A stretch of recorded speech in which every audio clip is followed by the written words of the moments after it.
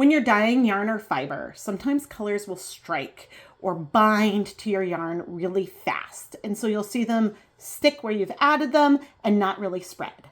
Other times, the dyes will spread and maybe will continue to spread and spread throughout the process.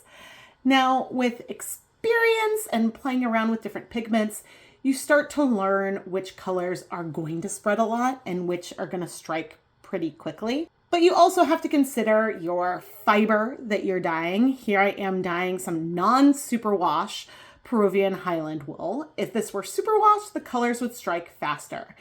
I happen to have a lot of acid in this hot dye bath, but if you have low or no acid, or maybe even a cold dye bath, then things can behave differently as well.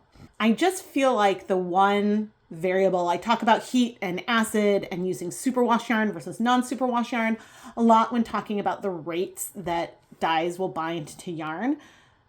But I feel like I don't often talk as much about the individual pigments.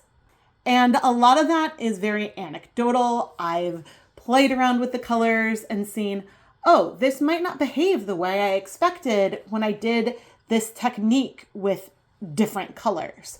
And it could be about the pigment, not your yarn or any of your other variables. This is why it's always worth doing a prototyping round before you scale up a project and start dyeing a couple dozen skeins in a colorway that maybe isn't going to turn out the way you have in your head.